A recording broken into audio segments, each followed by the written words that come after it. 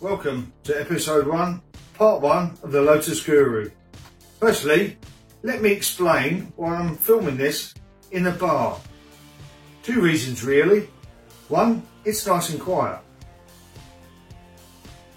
And two, it's because some of the best chats I've had about cars has been standing at a bar, usually in a pub, out with my mates, and we just talk about cars all night. Me being the mechanic, they ask me about problems with their cars, so I've done a lot of diagnostic work, standing at a bar, talking about cars. I will add though, please don't drink and drive. It's not big, it's not clever, and it ruins lives. So why have I created this channel and what's my aim? I was made redundant from Lotus Cars in September 2020 after nearly 33 years of experience. My last role was as a technical and training specialist. So I, as the Lotus Guru, would like to share this knowledge with like-minded people and a wider Lotus community. I would like to give advice for anyone that's thinking of buying a Lotus, anyone that owns a Lotus, anyone that has any technical problems with their car. You can ask me. I would also like to present features on Lotus dealers, Lotus specialists, heritage dealers, anyone that works on Lotus cars.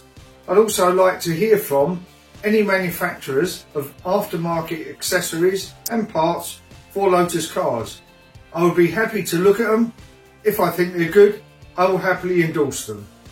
I will also be presenting interviews with Lotus personalities. I do know a few, but if there's anyone out there that owns a Lotus who's a celebrity, please let me know. We can sit down, have a chat and share your experience of owning a Lotus. So I'm making the claim to be the Lotus Guru. For me to justify to you why I make that claim, I will tell you a few things about my time at Lotus Cars. I don't claim to know everything, I'm not that arrogant, but I do know a lot, and if I can share it with you, that will make me happy. You can then decide whether you think I'm worthy of the title Lotus Guru.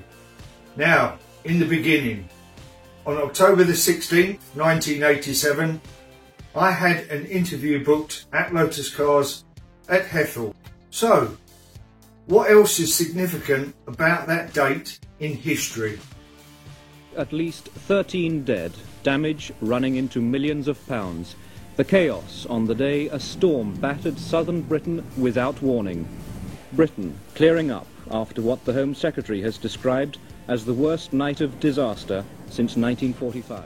Believe it or not, I'd slept through the whole thing. Remember, there was no internet, no rolling news or that kind of thing. There was also no power. The first I knew about it was when I got into my car to leave for Norfolk, as I was living in London at the time, and switched on the car radio. I thought, bugger, this is going to be an interesting journey, and I wasn't wrong. For those of you not familiar with the UK, it is about a 110-mile journey. It was a scene of carnage on the roads, with trees and overturned lorries blocking the roads. But I thought, I really want this job, and nothing is going to stop me. And it didn't, and I arrived at the factory on time for the interview. I went into the security hut and said, I'm here for an interview. The security guard looked at me as though I'd just arrived from Mars and said, there is no one here, we have no power, and everyone has been sent home.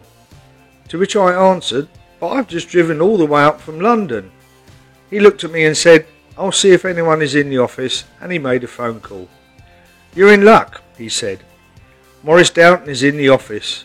Now, for those of you not familiar with Maurice Doughton, he was head of manufacturing and had been at Lotus for years, right from the Chapman era, and is a Lotus legend. I'm hoping to do an interview with him in the future. This time, I'll be asking the questions. I was escorted by torchlight through Factory 1, and I could see the outline of all those lovely Lotus cars. We arrived at the office, and there in the dimness was Maurice, sitting at his desk by candlelight. The interview started. I'd done all I could, and I think it went well. Well, it must have done, because the very next week I received a letter from Lotus, no email then, saying that I got the job and could I start on Monday the 2nd of November? Too bloody right I could. I started on the chassis section, building Esprit and XL rolling chassis. Here we would get a bare chassis and fit everything to it, starting with brake pipes, cooling pipes, suspension, steering, gear change, engine and gearbox, and finally the wheels before it was pushed on to the next stage where the body was dropped onto the chassis. Everything was done by hand, and we had to build up all the sub-assemblies such as suspension and brakes, etc. We even had a manual press we used to fit the bushes into the upper and lower rear links that had been left over from when Hethel was an American Air Force base during World War II. It still had its US Air Force ID plate on it. We used to call it the Spitfire. On a good day we could build 7 chassis. It was pretty physical work. No robots back then, and there still isn't any now. The cars are still built by hand, but I think the US Air Force press has been retired. Well, that's the end of part 1, episode 1, my beginning at Lotus. In part 2, I'll be sharing with you what happened next from 1988 to 1999 when I joined the Lotus Service Garage. That's when the real work started. I'd like to thank all of you who have already subscribed to the channel and liked it. If you can keep promoting it, the more viewers, the better it will be for everyone. I apologise for the quality of the video. At the moment I'm just doing it on my smartphone and using some editing software on my laptop. I'm not a pro, but I'm giving it a go. If anyone wants to contact me, my dedicated email address is thelotusguru56@gmail.com. It'd be great to hear your suggestions for future content. So, until part 2, take care and stay safe. See you next time.